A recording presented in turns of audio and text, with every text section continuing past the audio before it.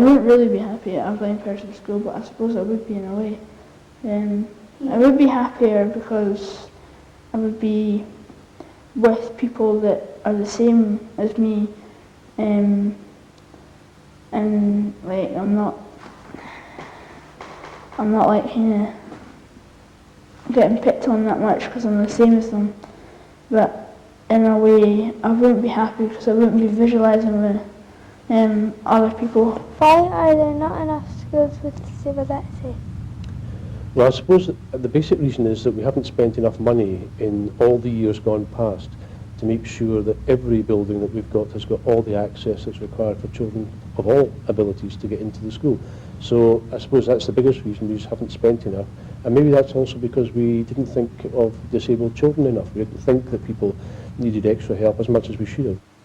When I go into a classroom area, the space between table to table is very narrow and I can't get through with my wheelchair. For instance, the chalk doesn't come up good for me with my visual aids on the blackboard. It's just faint, really faint, and I can only see it. So it's quite hard for me to copy things from the blackboard. I basically find that my aids don't accommodate me, apart from like the handrail that I've got.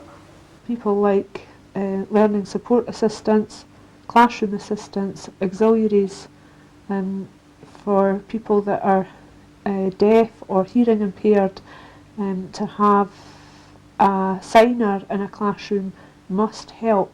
It's not always easy to get these things put in place, and I think that's the kind of things that can help. Resources need to be put in place to be able to provide those services, and that's where improvement could be made. I think in the past we haven't done enough.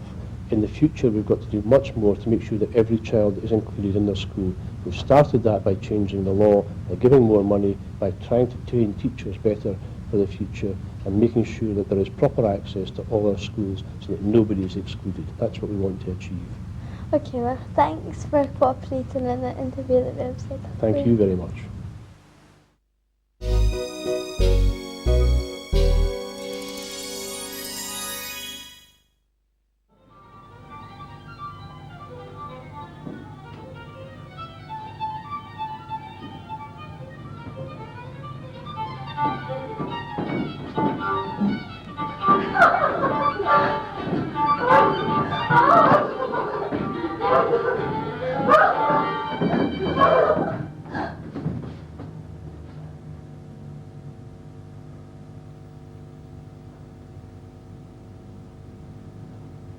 Go on, use my room as a junk room.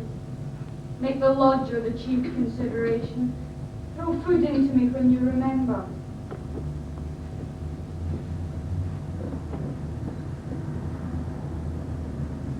You don't speak of me anymore. I still would, after a rare night's sleep, wake up and imagine I was Gregor. I still hope.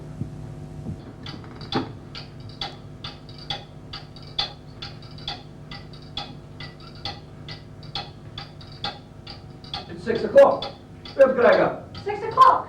Oh dear, perhaps your alarm's not gone off. Did you set it? Yes, I set it for 4 o'clock. 4 o'clock? I set it properly. An ear-splitting noise should have woken him. Gregor, it's 6:15. Shouldn't you have been at work?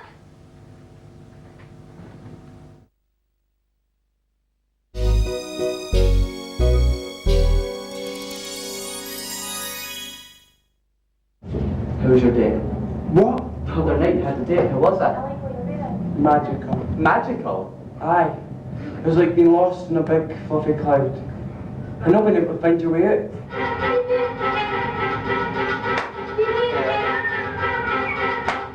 Everything that we do there. It's flying back cats on the other side. They just sit there and get fatter and fatter. And we just stay where we are, working away, day in, day out, the apple or what. Something's no right, is this or what?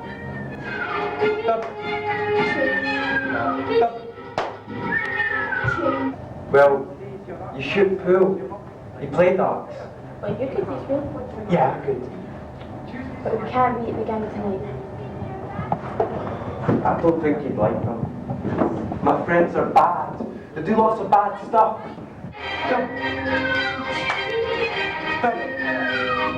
So, what's your dad doing factory? He owns it.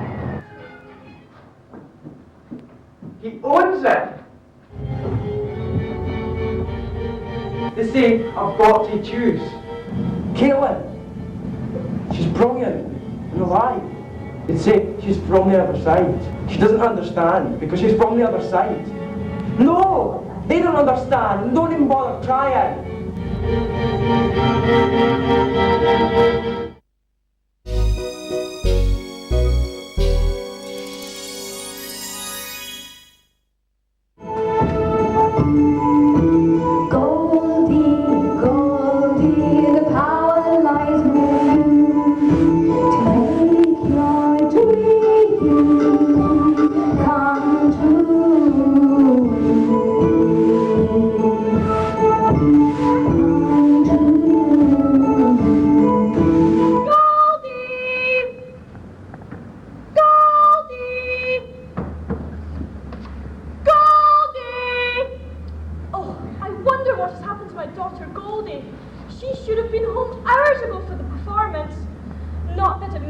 We only had 3 customers, 2 of them had concessions.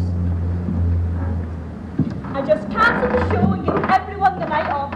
But I don't know how I'm going to continue. Costs are going up, audiences are coming down, the tent's in need of repair, and to top it all off, the elastic's gone and my knickers too. Oh. Why did you fire the gun? I had something. Both then. Oh.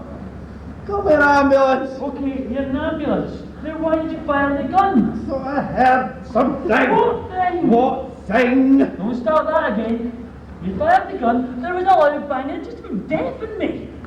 What? I said it just about deaf. Oh.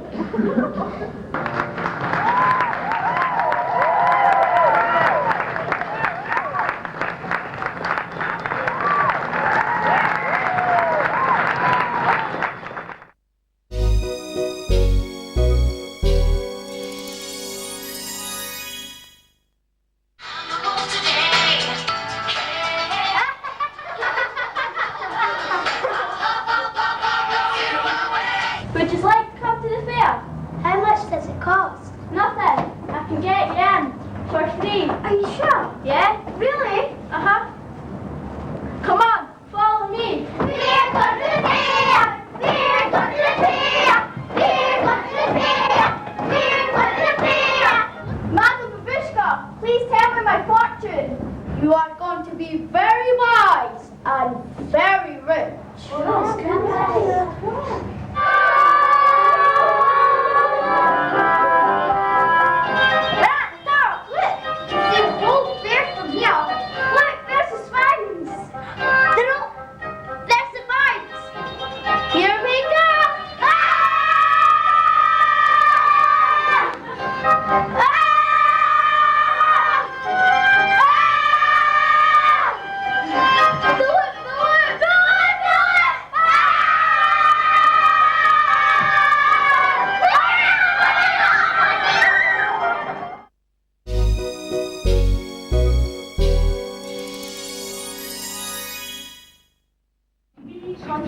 Dear sir, in your letter, recent date. Hello, George H. Jones Company, good morning. Hello, George H. Jones Company, good morning. What number do you want? Oh, sure, I know who it is. Tonight? You heard me. No. Don't you like him? She likes him all. I do not. Pretty near all. Mrs. George H. Jones. Mrs. George H. Jones. Dear Madam, Mary, do you take this man to be your wedded husband? I do. To love, honor, and to love. Kisses, no, can't. George H. Jones, how would you like to marry me? What do you say? Why, Mr. Jones, let me look at your little hands. You're the widow of the late George H. Jones, are you not? Yes. How long were you married to the late George H. Jones before his demise? 6 years. Now, in those 6 years of married life with your late husband, the late George H. Jones, did you ever have a quarrel? No. 6 years without one quarrel. Gentlemen of the jury, I ask you to consider this fact. I ask you to consider it seriously, very seriously.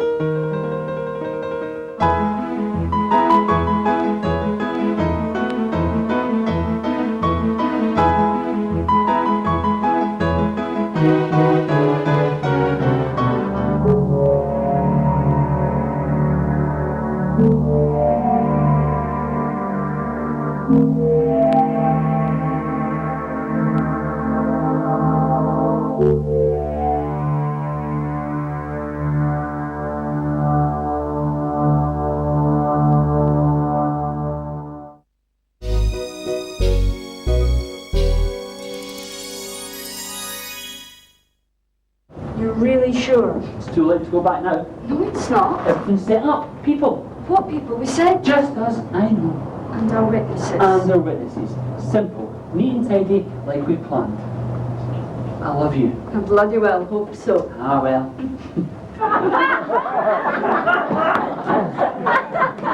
Are we too late? I don't know this. Mummy Mason. Dad Mason. How did you find out that I was... My little boy! Why didn't you tell us? We had to hear it from that Rivers woman above post office. Why didn't you tell us? Tell us, aye!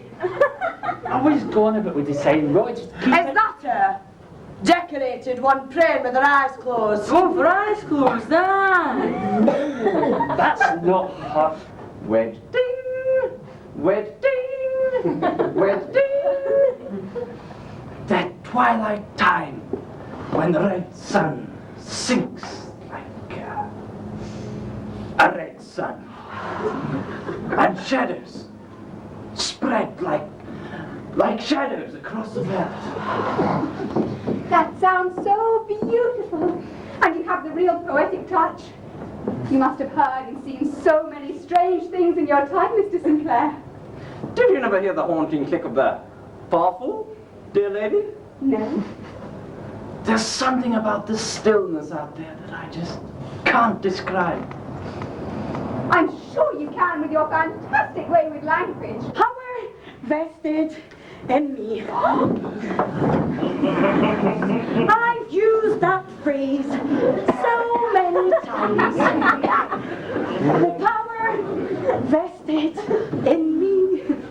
I take such delight in it. But now, at this moment, it's as though I question it, as though, for the first time, I feel its terrible responsibility bearing down on my very soul. There's something happening, and I don't know what to say. How about stay calm and no one will get hurt? What the hell is going on here? She's got a gun. She's mad, Jamie. Simple. Simple. Me and you and our two witnesses. We'll all be dead before we're married.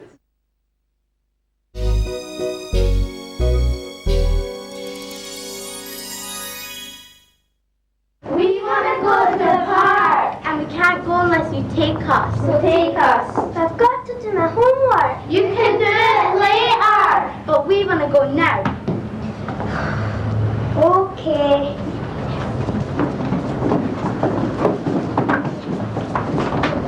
Excuse me, do I go to a party? Yes.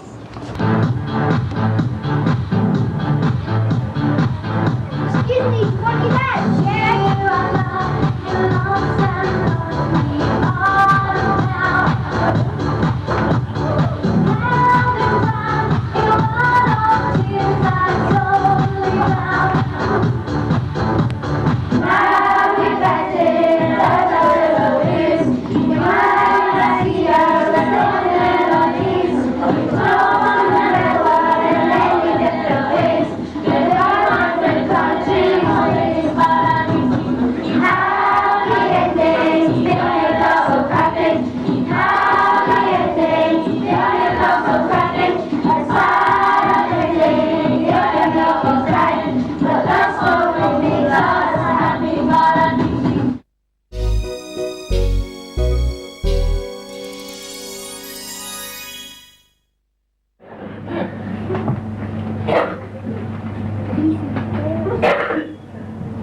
Will that be gone? It's not yet near day. It was the nightingale and not the lark that produced the fearful howl for a year.